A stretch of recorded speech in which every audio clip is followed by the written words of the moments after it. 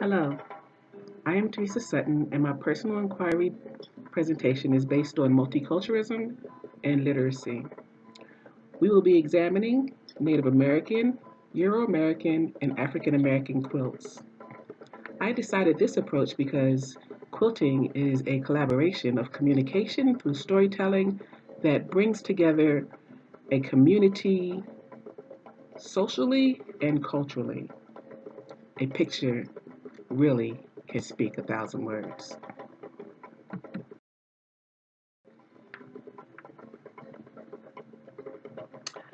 I looked at three primary theories on this journey. The first being John Dewey's constructivism. His focus was on education being a real world experience. Other elements of this perspective include collaboration, working together, critical thinking, learning from each other, and working in small groups. All are necessary in building components for creating quilts.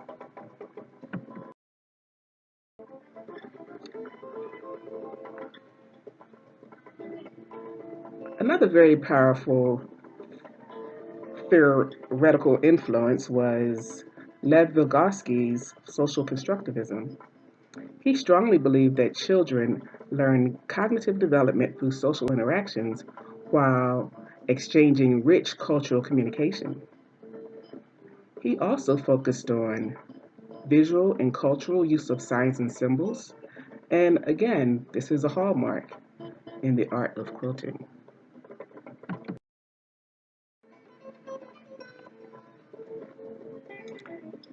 Jean Piaget also was a constructivist as well as a developmental theorist. In his theory of cognitive development, he focused on how information was processed and believed that children matured as they went through stages of development. A child's social experiences were a large part of the developmental process, and he determined that language was formed quickly in the pre operational stage, which is around 2 years old.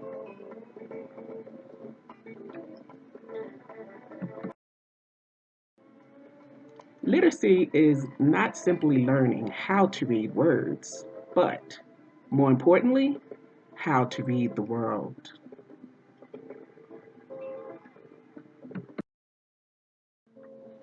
As many traditions have their origins in ancient Egypt, the same is true with quilting. The writing, as well as images about the Egyptian culture, were in the form of stories and recorded on the walls. Of course, this is known as hieroglyphics. The ancient craft of quilting dates back to ancient Egypt and was introduced to Europe at the end of the 11th century. Native Americans, especially those of Navajo, Sioux, Hopi, and Seminole descent, designed quilts that reflected their traditional motifs.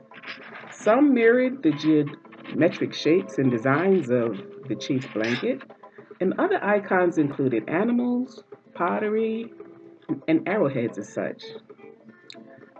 There was a tradition among the Hopi where quilts marked the beginning of life. After a child was born, the mother and child would spend their first 20 days together in seclusion. And then, on the final day before the dawn, all of the female members of the village would gather together, and each would bring a quilt as a gift.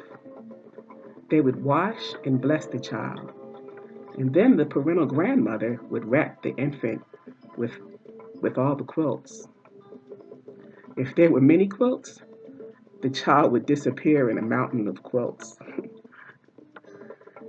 They would then carry the child to the eastern edge of the village to meet the rising sun, and it was there where the child was given their earth name.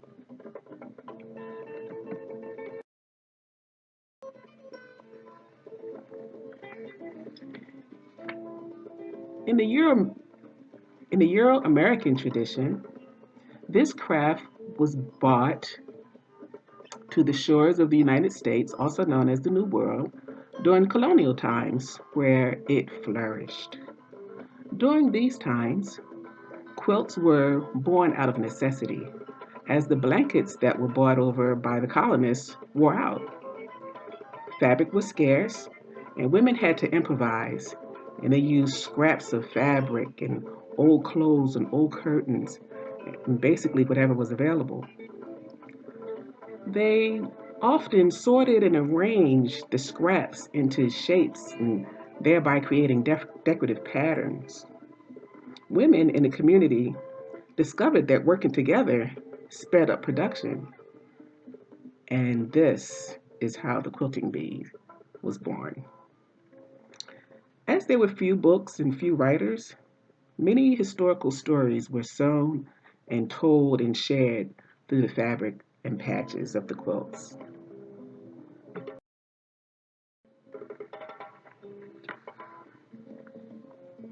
During the era of American slavery, quilts were created as a symbol of political resistance. They were used as codes, maps, vehicles of survival, and ultimately freedom. On the Underground Railroad, which was a collection of homes, barns, cellars, secret rooms owned by the abolitionists, runaway slaves would eat, sleep, and hide during the day. And if a quilt was hung outside the home, the runaway slave knew that it was safe to enter into the house. If the quilt was not hanging on display, it was not safe, and they must hide in the nearby woods until the quilt appeared. That was a symbol that everything was all clear. Many times, the North Star was sewn into the quilts as a symbol of freedom.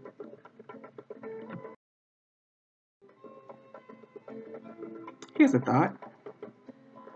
You can certainly go to your local department store and purchase a quilt, but it will not embody the rich cultural heritage as these historical stories that were passed down from generation to generation.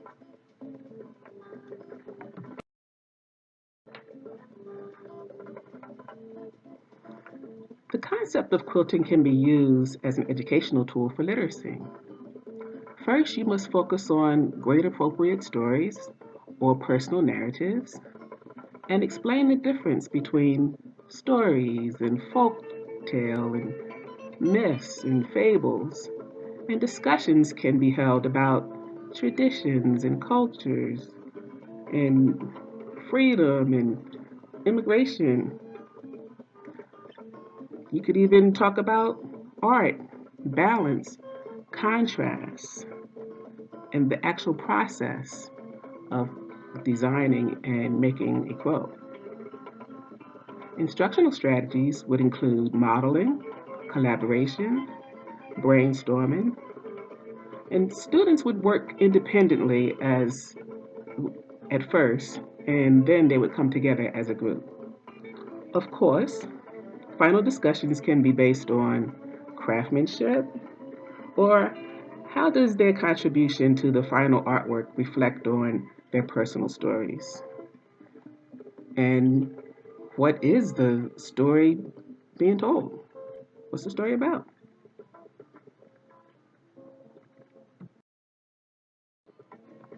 For our students that have been diagnosed with special needs, especially autism, the Picture Exchange Communication System, also known as PECS, plays a vital role in functional communication. This system opens up an entire world of communication. It's very useful in cognitive as well as physical impairments. Much like quilts, PECS helps to tell a story, but this story is based on a child's everyday needs through means of communication. This communication involves social interaction between student and teacher, where the teacher instructs the student to initiate conversation based on his or her needs. Research has determined that nonverbal preschoolers, when they use this system, many times develop speech.